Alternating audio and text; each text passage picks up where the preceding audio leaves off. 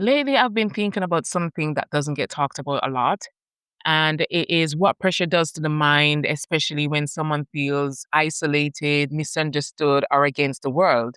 And I'm not just talking about famous people, I'm talking about all of us. Recently, there's a lot of public conversation around Nicki Minaj and a sudden shift in how she positioned herself politically. And I want to be very clear before I go any further. This video is not about diagnosing her, it's not about judging her, and it's not about politics. It's about human behavior under pressure. When someone says, everyone is against me, that tells us something deeper is happening, whether that person is famous or not. When stress builds up over time, especially stress mixed with criticism, loss of support, or feeling targeted, the nervous system goes into something called survival mode. And survival mode doesn't care about consistency, it cares about our protection. I believe one of the most common things we as humans do when we're under pressure is we shift alliances. And not always because their values change, not because they're trying to feel safe again, but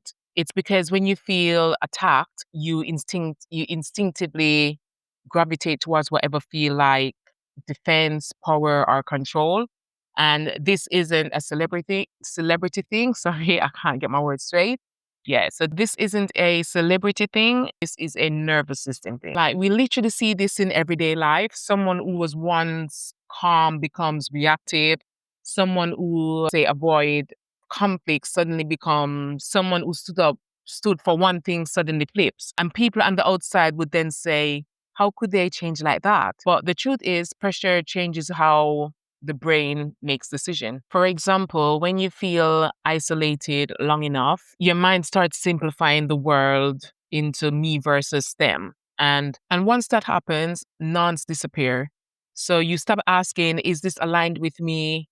And start asking, who will protect me right now? And I think a lot of us have been there in quieter ways.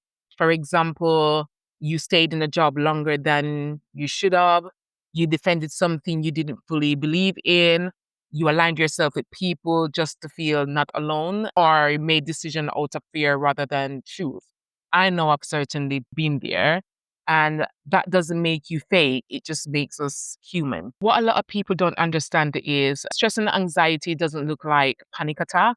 It sometimes looks like sudden personality shifts, defensiveness, needing to prove something, doubling down instead of reflecting. The body is just trying to regain control. And this is why I believe mental well-being matters so much. And when you don't feel safe enough to slow down, we start reacting instead of choosing. And reaction can take us far away from who we truly are. So again, this isn't about Nikki. It's about anyone under extreme pressure, with eyes on them, expectations on them, or silence around them. And it's about us too, because the question isn't why did they change? The question is, what kind of pressure were they under? If there's one thing I hope you take from this video today is before judging someone's shift, pause and consider, the weight they might be carrying. And more importantly, check in with yourself. Are your current decision coming from clarity or is it coming from survival? Because healing starts when we choose from truth and not fear. If this resonates with you, I'd like to hear your thoughts.